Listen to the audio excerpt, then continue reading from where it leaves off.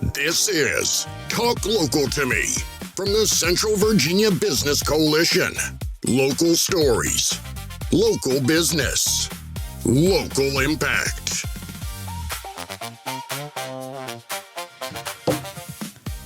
Welcome to Talk Local to Me. I'm Heather Alto with the Central Virginia Business Coalition. And I'm Mike Norfield with Visiting Angels of Lynchburg, America's Choice in Home Care. How are you today? I'm going to lie and say I'm doing great. Perfect. Me too. No, I'm good. It's been kind of a crazy week already, I guess. Just lots going on. Yeah. It's when you've got work, but it's also end of school. So for me, I've got, an 8th grader getting ready to graduate to middle school and go do what? Summer's coming. Summer's coming. Hotter. Yeah. I almost melted yesterday. Oh my gosh. It's so hot, which I'm not going to complain because I complained about it's so cold. And so now it's so hot. Yeah. Can I have a happy medium, please? Right. What I need, which I think it's supposed to cool down some over the next week, but we're also supposed to get quite a bit of rain. So yeah, I think the it's going to get cooler and then the rain's going to come because all the moisture will not be able to hang in the air. Because that's how rain works. Well, that is how rain works. That's your fun fact of the day. That's how rain works. That's how rain works. So, so I mean, it's not been too shabby. So we, successfully helped put on the Armed Forces Day Parade this past weekend. Very nice. It was nice. Good. It was, we had people out and lining the streets. That's good. Celebrating, our veterans, which I think is always important. Always great.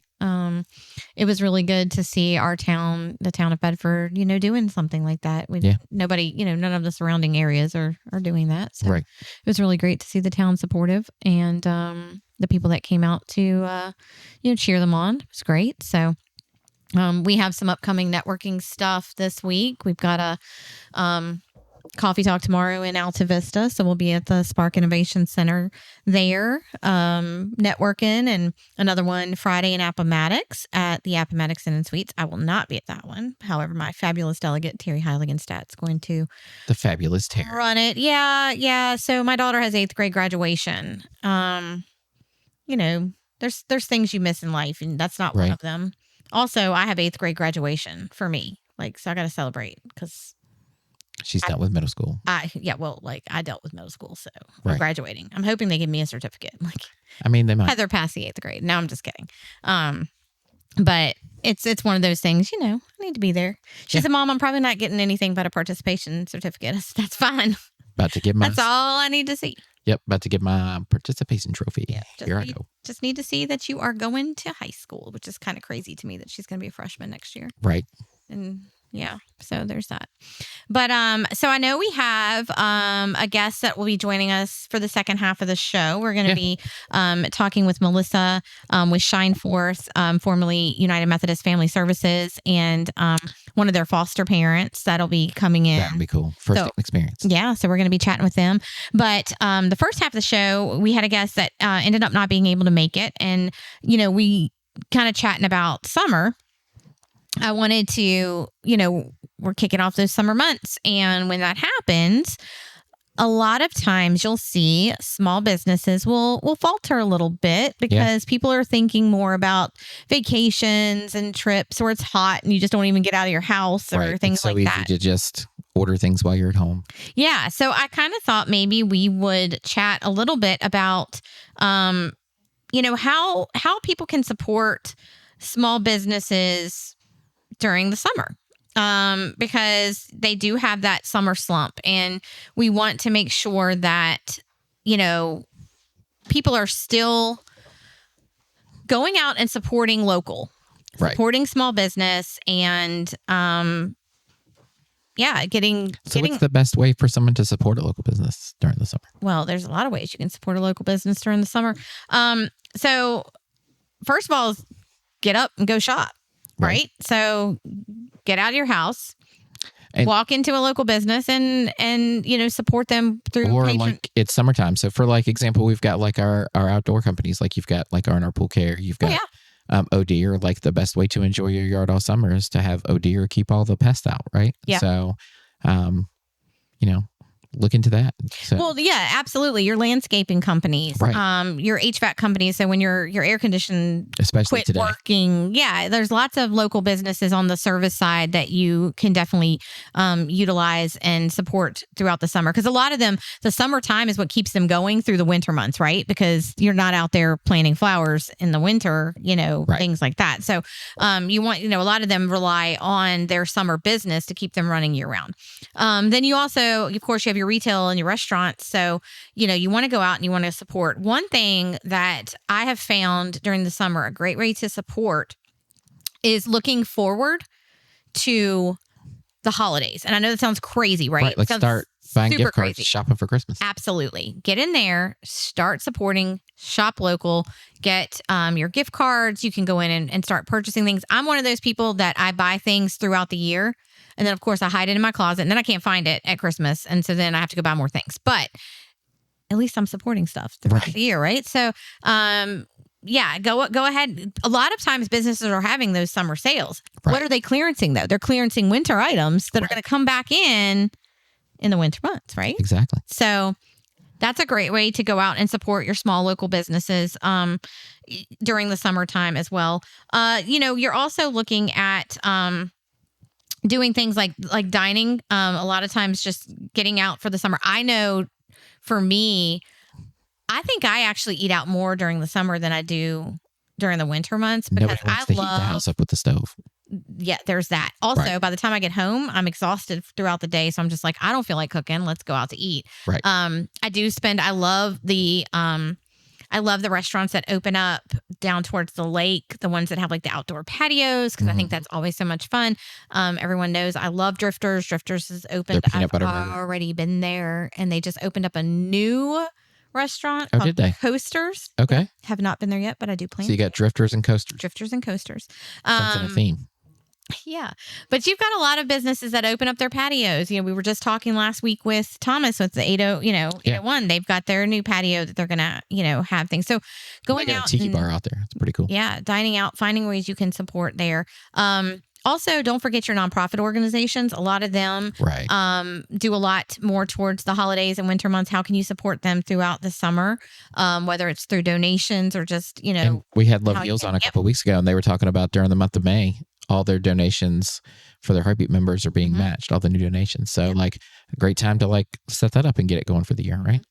Yeah. And another way to support local business, and it very specifically your entrepreneurs, your farmers markets, visit those places. I'm going to use my favorite word. There are a plethora of farmers markets That word all means a lot to me. throughout the area. You've got, Forest Farmers Market. You've got the Lynchburg Community Market. You've got the Bedford Farmers Market. Right. You've got Alta Vista Market Days, which we run now once a month. You've got, there's a second Saturdays market in Alta Vista. I mean, Rustburg has one. You name it. There's in our surrounding counties, there are a lot of small startups and businesses that really do look for, again, these summer months, the support to keep them going throughout the winter. Also, it really does help with the fresh produce and, meats and, finding, all those small crafts and things that, you're kind of looking for throughout the year. So check out the farm stands, check out the farmers markets. There's a lot of times you'll see pop-up shops or lots of outdoor festivals going on throughout our region that you can go and support a local entrepreneur, because it doesn't necessarily always have to be a brick and mortar that you're supporting. Of course, we do love it when you go, but small business is small business. I say that all the time. So there's that. Signing up for workshops throughout the summer help support some of, whether it's art classes. We've got the Bauer Center here. You've got the Academy Center for the Arts downtown Lynchburg. So there's places where you can actually send your kids to camps.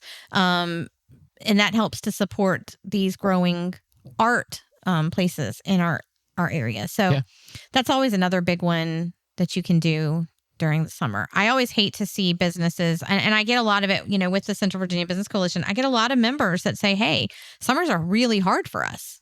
It's a really hard time because, people are taking that money and spending it on vacations. And let me also say, if you're going on vacation, support local on your vacation too.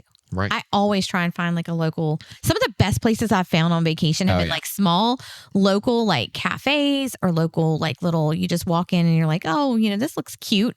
Right. And then I come out like hundreds of dollars later and I've spent like money. But it really does make a small business owner's day when you go in there and, you're saying, hey, I'm just visiting. And then you're supporting them because, again, some of these towns are tourism, that they're based on their tourism, and that's what they need too to survive. So that's just some things. And we have a Chili's here. You don't need to go to Chili's there. Okay, I'm just going to say this right here. I don't go to Chili's nowhere because I'm not a huge fan of Chili's. I'm not either. I'm not a big fan. Yeah, it's good. Chili's is okay. It's good. It's just not my thing. No, not my thing either. Although I hear we're getting a Cheddar's in Lynchburg. Yeah, I hear that. Heard that rumor. Not Cheddar's. I do really like. I'm not a big Cheddar's fan either. I do like me some honey croissants though. They're pretty darn good. I'm just gonna say that. What what I want? What? In Lynchburg, if you're listening, because I really do, or any of the surrounding. I don't Roanoke, wherever. So I go to the Outer Banks every year. I don't know if you've ever been to the Outer Banks, but Outer Banks every year. There's this Mongolian barbecue place down there. Mm-hmm. The Mongolian. Oh, wait. Oh, I think we've talked about this before, haven't we, Emma? It is so good. Yeah. Okay. It is so good. Oh my gosh, it's delicious. I make them go every time we go. So it's like on my list to go like 3 times probably. I'll go like for lunch and dinner. And then normally we get it the night before I'll take it home with me. And I'm like, oh, I'm going to eat this the next day. It's so good. So, we need a Mongolian barbecue place. We used to have one. There was one in Smith Mountain Lake. I don't know if Lynchburg. There was one in Lynchburg too. Back Where? when Empire Garden used to be. Oh. Where Coda's is now. And then like next door, there was a Mongolian barbecue. Well, I didn't know. It would still be in business if I had known because I'd have been there every day. I'd have been eating it all the time. Coulda, shoulda, woulda. Yeah, coulda, shoulda. So anyway, those are just some things, we wanted to kind of chat about, how to keep small businesses supported during the summer. Because again, a lot of these businesses rely on, that traffic. Right.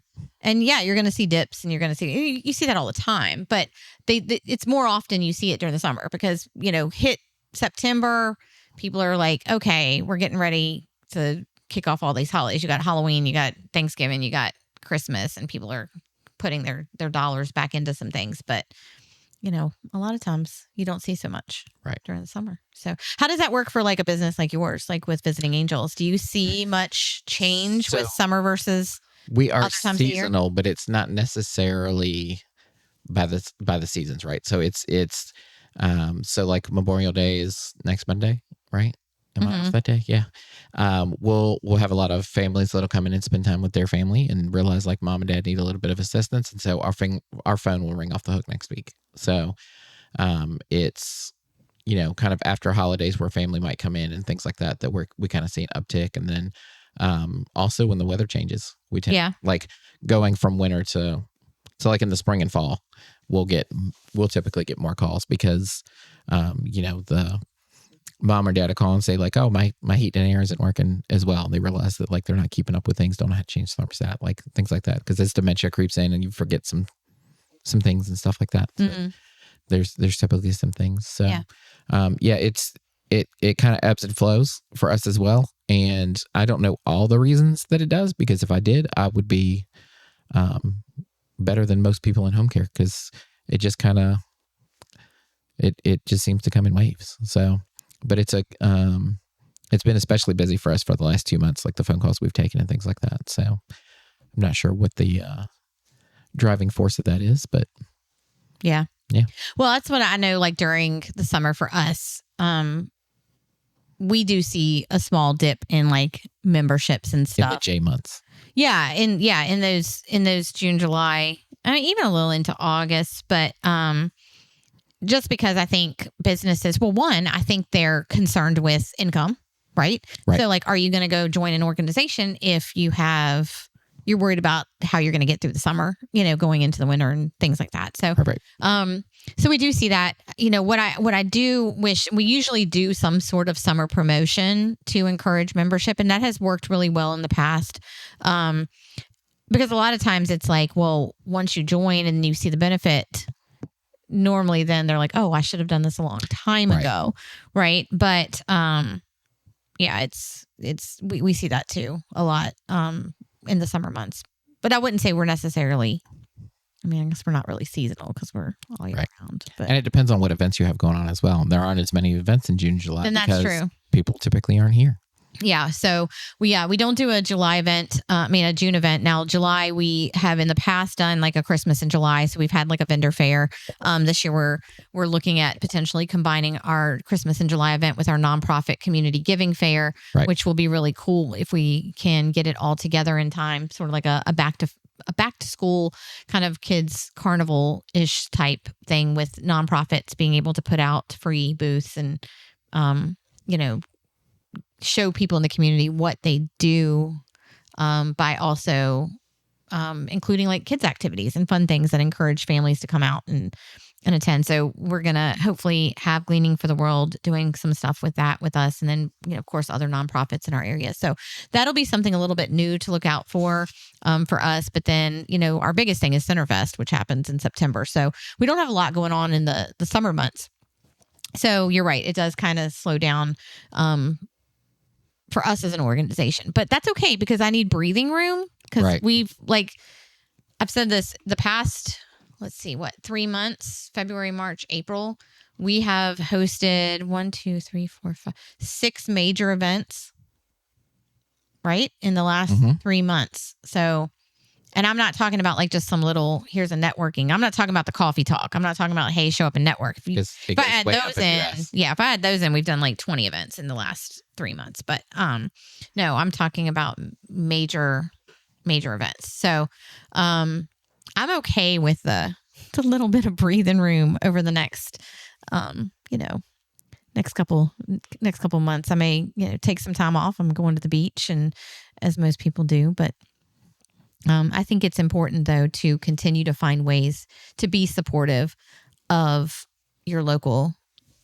small businesses, even if it's, like you said, just buying a gift card or walking in and grabbing a drink or, having someone. I literally just messaged today about, oh dear, someone was looking for, tick control in their yard. So things like that, too. Yeah. Do they do mosquitoes as well? They do. They do mosquitoes. So, unfortunately for Megan, they don't do copperheads. Right. Which we found out last week. Poor Megan. So, yeah. Well, if you're out there listening, think of someone or think of a small business maybe that you support that you want to see continue being supported, and make a little plan. How can you do that this summer? How can you put aside a little bit? We used to do a thing like if you could set aside like 10 to 20% of your check and just use that locally over the summer would be awesome. Yeah. So, but with that, we're going to cut to a quick commercial. Sounds great. And we will be back with our guests for the second half with Shineforth. Today's podcast is brought to you by Omega Disaster Restoration, located in Campbell County, Virginia. Omega specializes in water, fire, and smoke damage restoration, as well as mold remediation. Their region includes Central and Southwest Virginia, which spans a vast service area from Blacksburg to Charlottesville and Stanton to Danville. In addition to disaster restoration and full-service reconstruction and remodeling, Omega is proud to offer custom all-wood cabinets through their Hanover Woodworking Studio, custom countertops via their Top Solution Studio, and dumpster services through Old Dominion Dumpsters, all part of the Omega family of brands. A beautiful showroom is currently under construction at their Exchange Drive location and will be soon open to the public, showcasing their diverse offerings. Customers can call 434-616-4659 for emergency assistance with water, fire, smoke damage, or mold remediation needs. Omega provides 24/7 emergency response, ensuring that help is always available. Locally owned and not a franchise, Omega is your first and last call in any emergency, restoring your home or business from beginning to end. For more information about Omega Disaster Restoration and their comprehensive services, please visit omegadisasterrestoration.com/VA/Lynchburg. Visiting Angels, America's Choice in Home Care, is now serving Lynchburg and the surrounding counties from their new location at 2201 Linghorn Road, providing our community with personal care services, including assistance with bathing, dressing, meal preparation, grocery shopping, light housekeeping, and much more. Our trained staff have to pass all of our requirements for a high standard of care, ensuring that you have a compassionate, kind, and qualified caregiver. Our office team works with you as a partner in providing care for you or your family member to make the task of starting and continuing care an easier process. At Visiting Angels, we understand that every individual is different. That's why our team of dedicated caregivers is committed to providing tailored assistance to make you happier and healthier at home. Call 434-439-4698 to learn more about our services and schedule a free in-home, no-obligation consultation. Trust Visiting Angels in Lynchburg to bring peace of mind to you and your loved ones. Visiting Angels, America's choice in home care. Welcome back. Welcome back. I could hear Woody singing in the other room. Oh, could you? Yeah. Huh. Woody, were you singing in the other room? He said, yeah. Yeah. Yeah, I could hear him in there. So anyway, well, welcome back, everybody. So we have been joined in the studio with two guests today, coming to us from Shineforth. We have Melissa. Lynn, how are you? I'm good. How are you? I'm good. And then we have one of your foster dads, right? Yes. Sir. Benny Monk. That is correct. Hey, well, welcome to the show.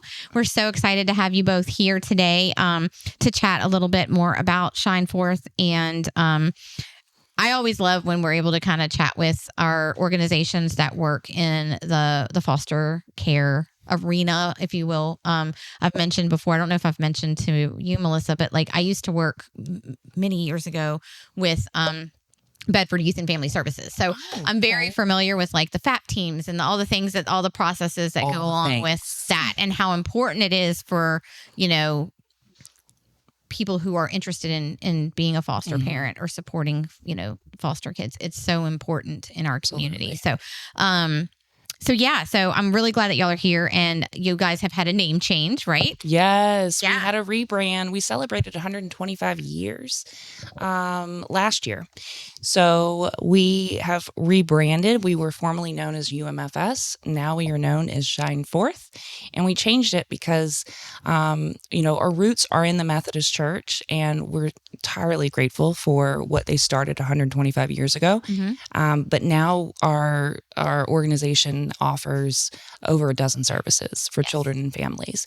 And the one that I'm speaking to today is our treatment foster care program, because we're in dire need of foster families. And just awareness around fostering is important. Yeah. That sounds a lot like the CVABC, where, you know, we were formerly the Retail Merchants Association. Right. And, you know, we had been in business since 1906. And so, we kind of did the same thing. We rebranded 5 years ago just because our services offered so much more to the community. So, you know, sometimes you have to make those changes. And even though people are associating you with that long term, like, oh, you know, the UMFS, you know, they know that. You want people to learn more about Shineforth and, you know, what you guys are doing, although you're the same, just a little different, right? Exactly. Yeah. Exactly. So tell us a little bit more about Shineforth and what the organization does.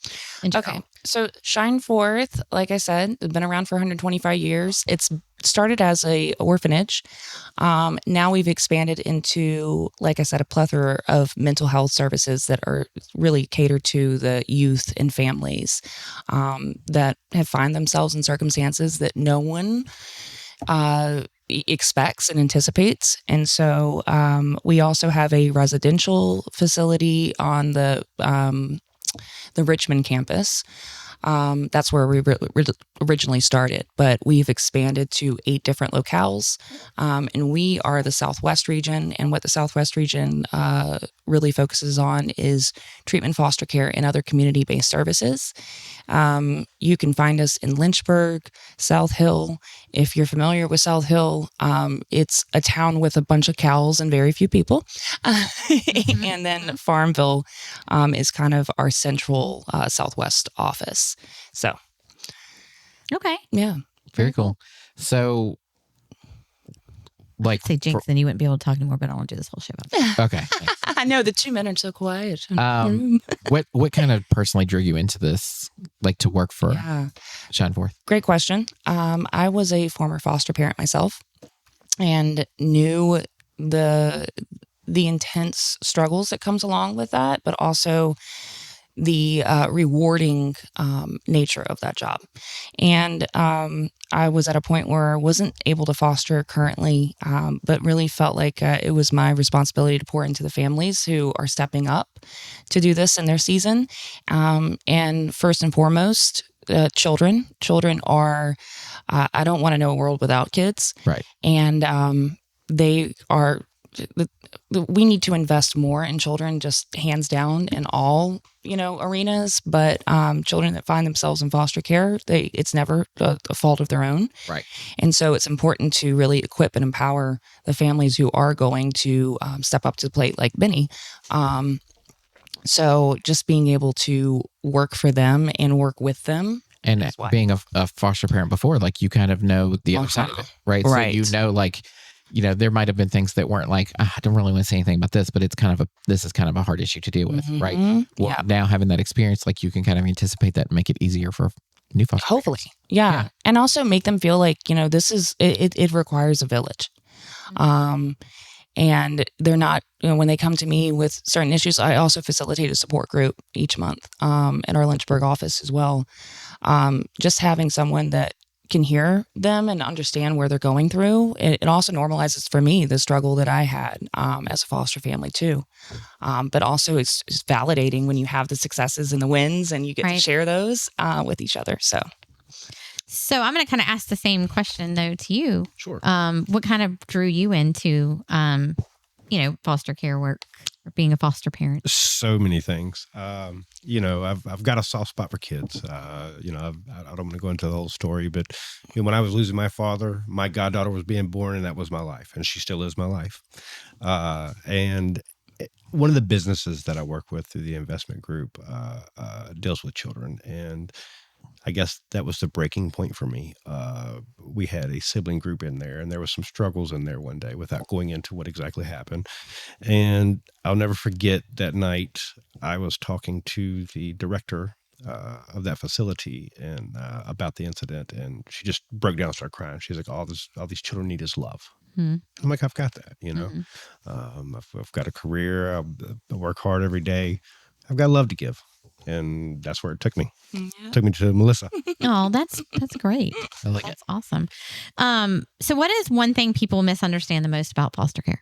Do you want to answer first? The one thing people misunderstand? Yeah.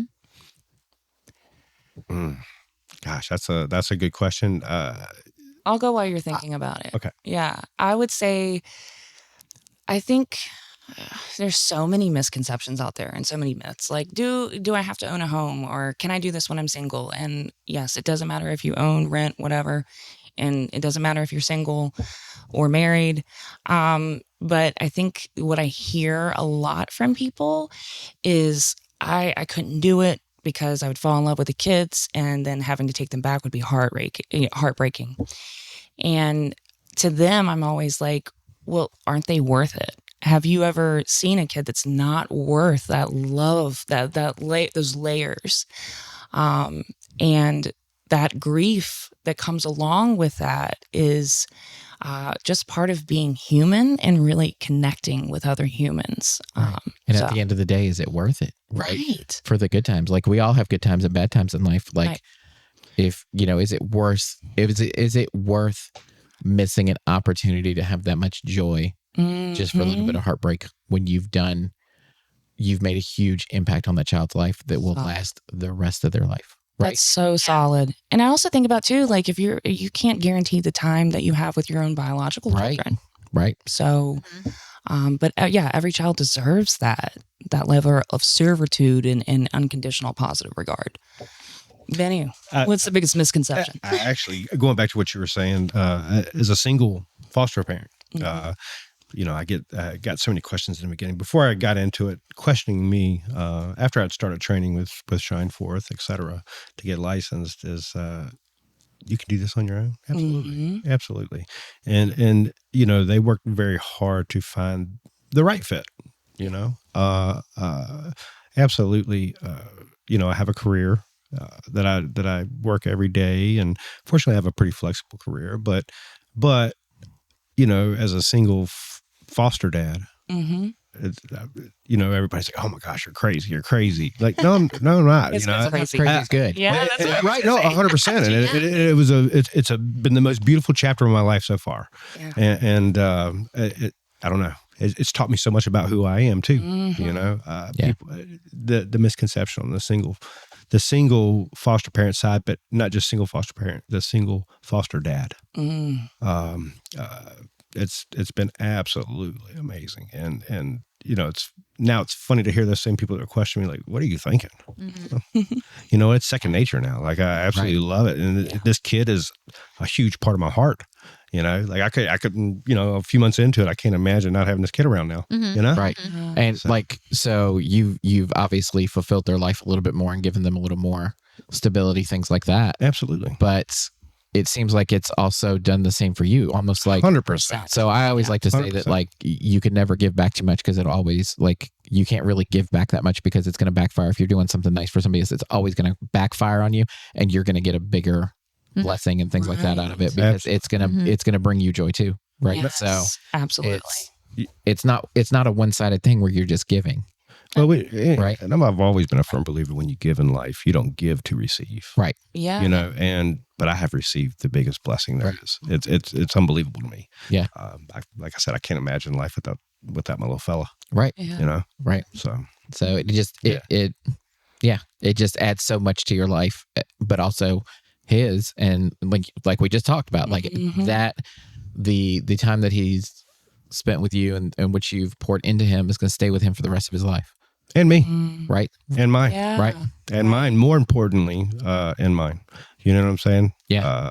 Not more importantly, I shouldn't take that away from him. No. However, in ways that I never thought, Right. Yeah. Right. It's pretty wild. Right. Pretty wild. And Benny is really good at it. Really good at it.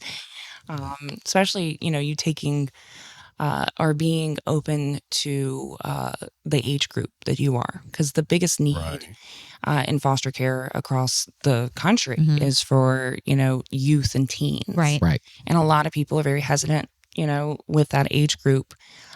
Benny was fortunately open to that and has had, instrumental success with it. So, but yeah, that 10 to 18 range is the highest number of children in foster care. Right. And it's and I think when a lot of people hear foster care, they think like little kids and babies. And they're like, oh, how cute. Teenagers are not as cute. Yeah. Right. I raised two boys. They're Right. now 27 and 23. They were not cute, nor are they cute now. But I also will say, I love them. yeah, but I also will say teenagers are hurting. Like they hurt the most, I feel like. Right. And I know I've told this story before. I'm telling it again really fast. But like I used to, when I worked there, my desk, I had my computer and I had pictures of my kids. Like they surrounded my computer or whatever. And, pictures of my son playing soccer and my daughter playing, softball and blah, blah, blah. And there was this one group of kids that came in and they were all older, teen age. And, one of the little boys came in and he asked me if those were my kids. And I said, yeah, they were my kids. And he just kind of kept looking at it. And I said, well, do you play any sports? And it broke my heart. Like I literally went home and cried, right, to my husband. I would have took him home with me if I could have. But like he looked at me and he was like, I don't play any sports. I'm a foster kid. Like it was basically like, I don't have that accessibility. Right. Like, why would you think I'd get that same? And just, it's heartbreaking. Yeah. Right. And like, I feel like I wanted to bring him home and I wanted to sign him up for soccer the very next day. Like, let's go. I'll be your soccer sort of thing. Right. So that's the kind of thing I think people need to look at. It's not about having the snuggly little baby that you can just, cuddle and everything. Well, it's kind of like getting a puppy. Like you think, I'm just going to go get a puppy from the Humane Society. You don't want the older dog. Right. So it's kind of that same concept in my mind. And I just want to say something really quickly, because this is something that, comes up a lot too, is this is not about fulfilling your life and your void or completing your family. Right. This is completing their family and helping them. And so that's, I get a lot of calls for, wanting babies and preferring younger children. And that's and beautiful. We need that. Right. But there's also a whole group of individuals who are really hurting right now. And they deserve that just as much as the infants do. Right. So what qualities make someone a great foster parent? Benny. Like Benny specifically, or are we asking? No, I'll point him. That's just the answer. No, I will say that he's a great example of what it takes, and I think that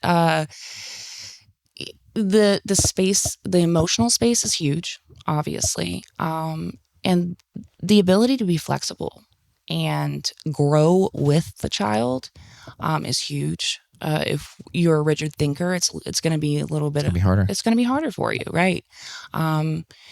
Being trauma informed, or at least being open to the idea of learning what that looks like and how to support a child who's been through, pretty seismic traumatic events.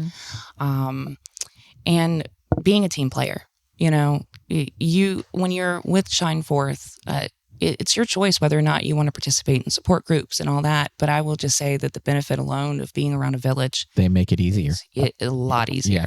A lot. It has been absolutely amazing. There are very few things in life we can do alone. Wow. And the things that we can do alone are just not as fulfilling. Right.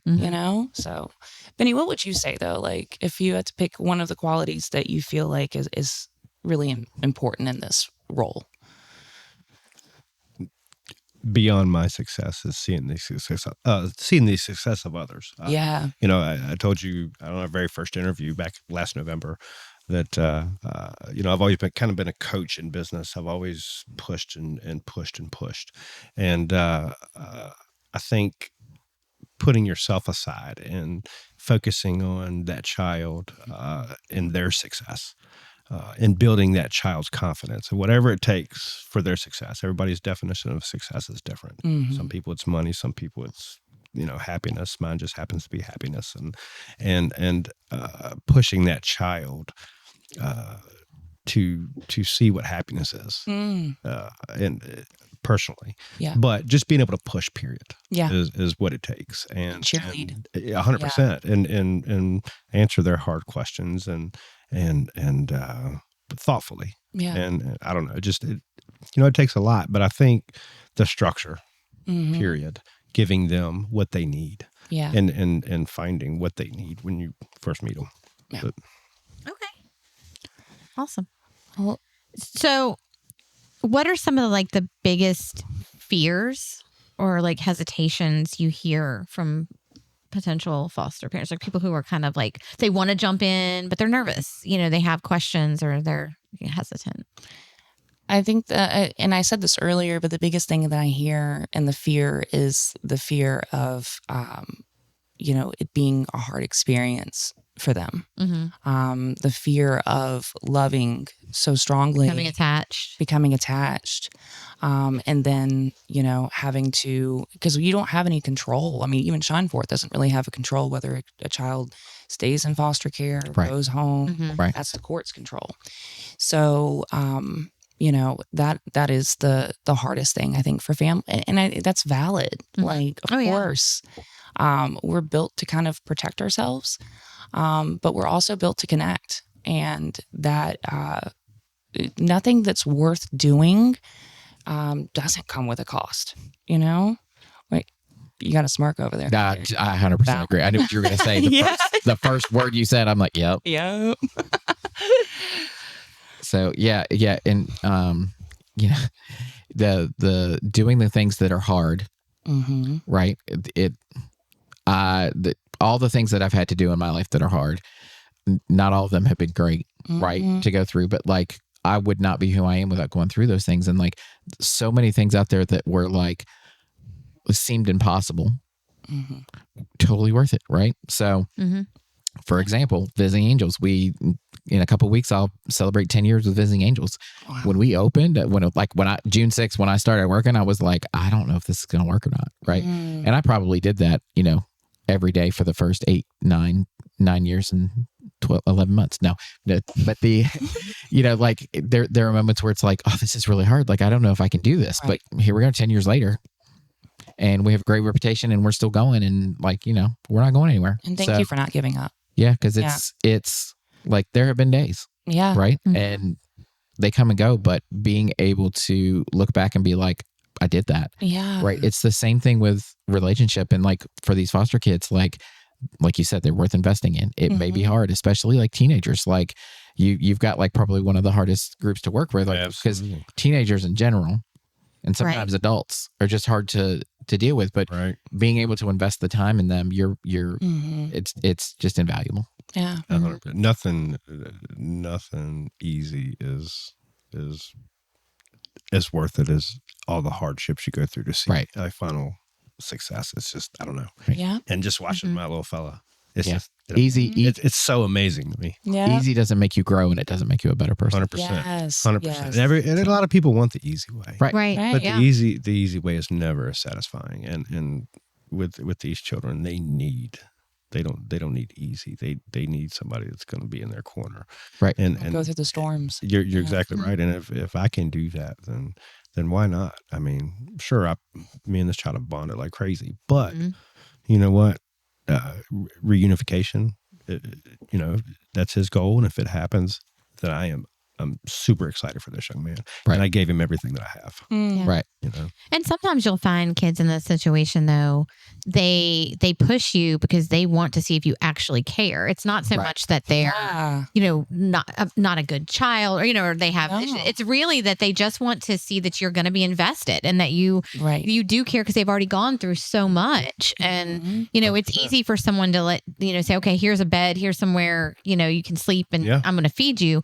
But to them, if they're just being passed around or they've gone to different places and they don't feel at home, that's what a lot of it is. So it's showing up and showing them that no matter what the hardship is, I'm still going to be here and help you however I can. And sometimes that's tough and it looks hard and you want to pull your hair out, I'm sure. And there's times, but you're right. The, once you've made that connection and that bond and you're moving forward, it's all worth it in the end. Absolutely. So, yeah. Absolutely.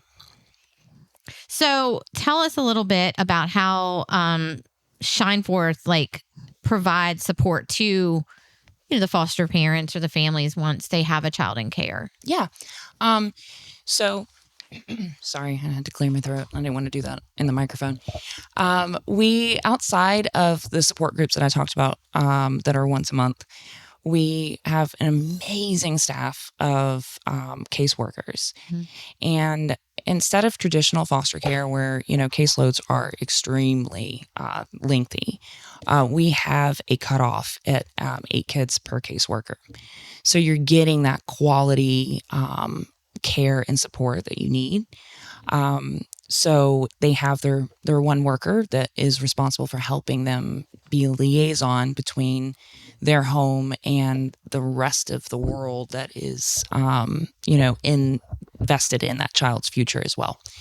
So we have that. I think our amazing foster families that, you yourself have connected with already is a huge support. Absolutely. If, crises come up, you have a 24-hour support line that you're able to call, and it's a local number. So it's, you're not going to be, sent overseas and have to go through, a bunch of numbers clicking to find somebody to help you. Right. So we do offer that as well for all of our families. I have to say the support, and it's not just because Shineforth brought me here today, but the support has been second to none. I couldn't imagine it being any different than what it is. It just blows my mind. It's pretty awesome. My TFS worker is amazing, top to bottom, from their office workers to, as she said, the other parents. I've connected with several of the other parents, and it's amazing. Yeah. I like it. Now, let's say that somebody's listening today and they hear all these amazing stories and things like that, but they're like, oh, I could never do that. Is there a way that people can help these foster kids without being a foster parent? Yeah, that's a great question. I'm glad that you asked I took it off the sheet that you Yeah. Oh, I didn't even remember that I wrote that. Great question. I'm not going to pretend like I just came out of that. I was reading through it and I was like, that actually is a great question. Oh, Like, good job, Melissa. Yeah. No. There are plenty of ways. We do have volunteers. And if you are interested in volunteering, you can go on shineforth.org and there's a volunteer link. You can also just if you're just on the fence, or maybe you're not at a point in your life right now where you can foster, but you want to do it later on, you can always go through the website as well and sign up for an information session with me. And we do it one-on-one virtually. Or if you want to come to the office or meet you somewhere, we can do it in person as well. And then businesses are a big thing. If you are a business owner or you frequent a business every day, being able to put a flyer in your business or a bookmark, something that has our logo and a way that people can connect with us who are interested in fostering is a big thing too. I think I saw one of your flyers yesterday. Oh, really? It's 801 on Vermont. Oh yeah. Okay. Yeah. Right So on. it's been up for a Yeah. couple of weeks and I'm there too much. But anyway, Yeah. but I saw it. And so when you were coming today, I was like, wait a minute, like I've seen this somewhere. Yeah. So yeah, we'll have to get together. We'll have to put one up. We can put one of those up in our office as well. Yeah, that'd be Put great. People in and out. Because there's also, if you're a business owner and you're really invested in this, there's like Cravables is Yes. another great business, great Yes. nonprofit. Yeah. They because May is Foster Awareness Month, they came up with a special milkshake Yep. and Uh-huh. a special flavor ice cream for us. And their new facility is great, by the way. I'm just going to Yeah, it's wonderful. I went over there the other day to tour, to look at the space. Yeah. We were actually talking about the promotion like that they were doing. I'm just going to say, if there isn't a Bananas Foster's reference, I'm going to be very upset because that should have been done. We're getting ready to actually put up a reel about Cravables in the next week or so. Okay. Yeah, we're getting ready to put a post out there. Oh yeah. So things like that. And then we also, Troublemaker Cafe that's in Givens Bookstore has also been a partner with us. And they we offer coffee sleeves. Yeah. So it kind of helps their business not have to eat the cost of that. Yeah. We're providing that. And they're also providing us with visibility. So I like it. Yeah. So, just to I want to kind of switch over to Benny just a little bit more. What has been like the hardest part of this journey for you? It's a really good question. And I was thinking about that on the way here because I knew that was going to be asked, I'm sure. I'll be honest with you. Again, I try to be a very positive person. So I don't think that anything has been really hard.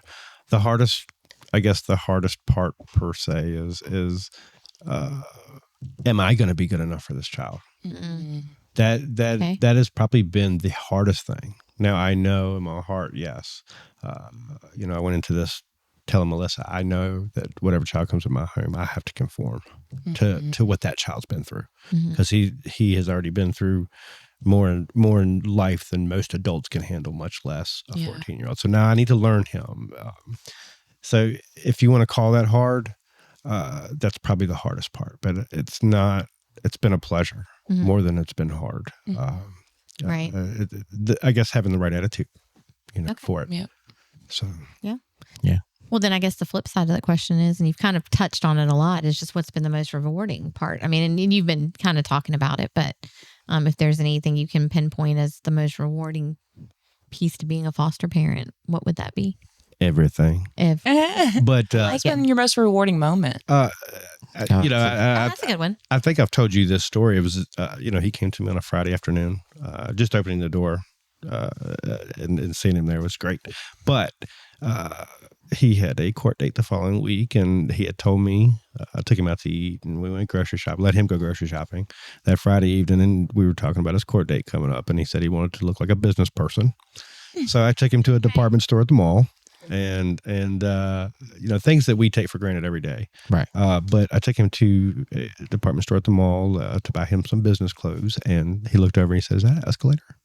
And, this child's 14 years old. And I said, "Yeah, buddy." And he's like, "Can we ride it? I've never been on an escalator." Mm-hmm. To me, giving this kid so many firsts, and I'm not going to stop doing it. Mm-hmm. He hasn't ever had that. Why can't I do that? Yeah. It's so awesome. And I don't know. How many escalators did you guys ride that day? Every escalator at the mall, probably twice, up and down. Gotcha. But, it's those simple things, and I never even thought we about take that. for granted. Yeah, 100%. Yeah. Right. And to see the joy in him when we do the small, I don't think I've told Melissa this, but he absolutely loves riding bikes. So we went and got him a bike, and we ride, a trail, quite often, and that's all he wants. I don't know. It's just the little things that we take for granted that we don't even think twice about. Mm-hmm. I love it. I just love seeing the joy in his face. Right. And you're literally healing his brain when you're doing those new experiences too. And I've told you this during our support group, but I never underestimate the power of just giving experiences alone and those positive experiences, because there's neuroscience to prove that can really, really heal certain parts of the brain that have been damaged by the trauma. Absolutely. Absolutely. Yeah. And so you were talking about like riding bikes and things like that. Like obviously it was something you were willing to do and enjoy. So like, you're having those experiences together, and it's like you're both coming out of that experience 100%. so much better. Yeah. Right. Before we started riding bikes a few weeks ago, it had been 20 years since I rode a bike. Right. So yeah, absolutely. But I absolutely love it. Yeah. So I don't know. Every bit of his joy is my joy too. Right. It's amazing.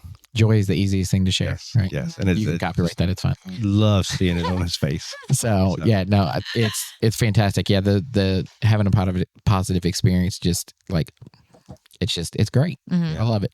I love this podcast today. So I do too. Yeah. Too. I always love talking about this. So I do too. yeah. So what would you say to somebody who is interested in potentially becoming a foster parent, but they're not sure if they're ready yet? Like what's I would definitely tell them to go to the website and sign up. The information sessions are no obligation. If you go on, it's just there to kind of give you enough information to make an informed decision to decide if you do want to pursue fostering full time, if you just want to do it part time, like respite care, or if this is something that is just not for you. Doing those information sessions last for about 45 minutes to an hour. Some are shorter, some are a little bit longer. But if you go on our website and type in your information, it will shoot a text to me and I'll schedule a one-on-one with you and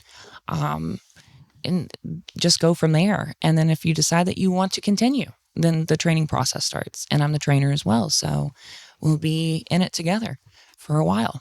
Yep. And the worst thing that can happen is somebody goes and does an information session like to kind of learn, and then they're like, oh, this isn't for me. Right. Right. And then you're done. But then all of a sudden they're like, but I can do this. Right. Right. And help. Right. And, Right. because we talked, you said there were a lot of ways to support and things like that. Like they could just be support for somebody. I mean, shoot, even just writing a card encouraging the foster parents or even the kids and sending it. Like there are things you can do. well, or even being part of that information session and like, okay, that's not for me, but I know somebody who it's perfect for. Right. And then they refer them out to somebody else and they put that information, kind of, to a friend or another family member and say, hey, this wasn't a good fit for me, but you should go do it. Yeah. Right. So Exactly. yeah. So what would you want the community to remember about children in foster care? It's kind of the wrap up. yeah. What do you want people listening to know? Every child is worthy of love. Mm-hmm. They're worthy of the ups and the downs. And that these children never put themselves in this position. They were put in this position through no fault of their own. Right.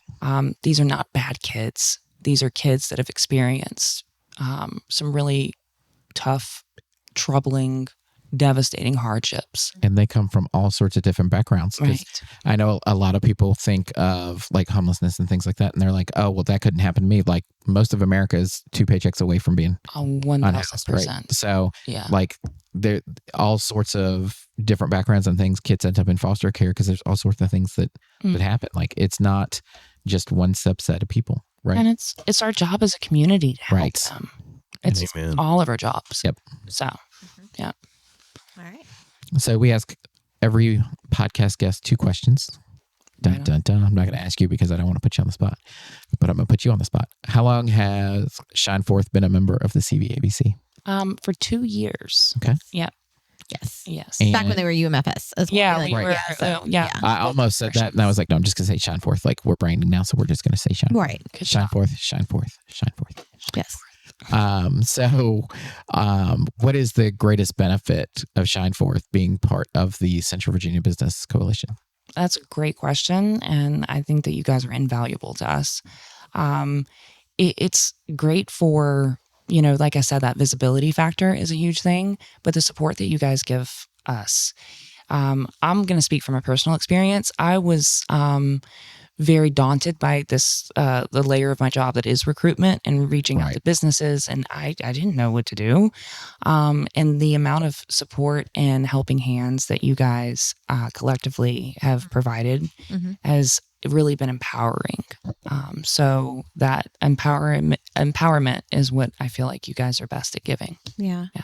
Well, and I think like when Melissa first reached out to me, she wasn't sure if Shineforth was a member at the time. Yeah. And she was like, "Can I still come to Coffee Talk?" And I was like, "Yeah, you absolutely can." I mean, businesses don't even have to be a member to come to Coffee Talk. Right. You know, we want businesses to come just to kind of learn more about who we are and how can we connect you with other people, and really to show you the family feel that I feel like the CVABC has that other organizations don't necessarily have. They don't have that like relationship family feel to it where I feel like we do. It's very much you walk into a room of friends. I mean, they're business owners. Yes, they're all there for their own particular business, but they're also there for others. And I think that's, you know, one thing we do really, really well, which is why I feel like organizations like yours are a great fit because you're hitting those people that really, truly, I'm not saying not everybody cares, but you know what I mean? They're there for that purpose. So I agree. Agree. And I think you guys are really good. Like I felt like after the first Coffee Talk, it was really helpful to see that I think I just got really anxious about, I'm used to talking to people every day, but businesses, like, I don't know how I'm going to talk to them. Yeah. And you guys, I walked away from that first Coffee Talk and it was really bad weather that day, or we were coming back from it. And I was like, oh, so talking to businesses is just talking to people. Right. Wow. I'm just a people. Novel. Right. I'm not a business. I'm just a people. Right. Right. Exactly. Yeah. That's one of the biggest things I get are people are nervous to walk into a room full of other business owners they don't know. And they worry like, oh, it's going to be very stuffy or it's going to be, and we're not, you know, you're very rarely going to catch me in a 3-piece, you know, jacket and a skirt. And you're going to catch me in a 3-piece jacket and a skirt. I'd be shocked.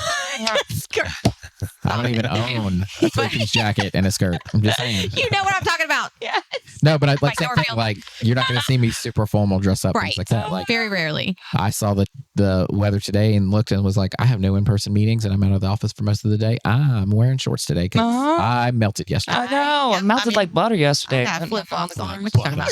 I'm going to the beach. No, I'm not really, but yeah, so it can be daunting, but that's what, you know, we as an organization want people to realize is that we're, you know, that's what we're here to do is support you and introduce you to others and do it in a, you know, in an area that you feel comfortable in as well. So that's really great. So, well, thank you both for joining us today on Talk Local to Me. I really appreciate it. I always love when we have shows like this where we're really, I mean, I love talking about all of our business members that come on, you know, but I love it when we are able to kind of really dive deep into something that I feel is kind of the heartbeat of our community and people need to know more about it. And they don't, you know, it's more informative than, you know, so.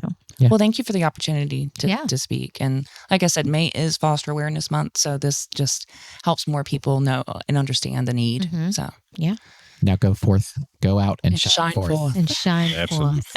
Thank you. Yes. All right. Well, thank you for tuning in to Talk Local to Me today. Hopefully you have been listening. If it's your first time listening, make sure that you subscribe, hit the notification bell so that you can tune in with us every Wednesday as we talk to local business owners.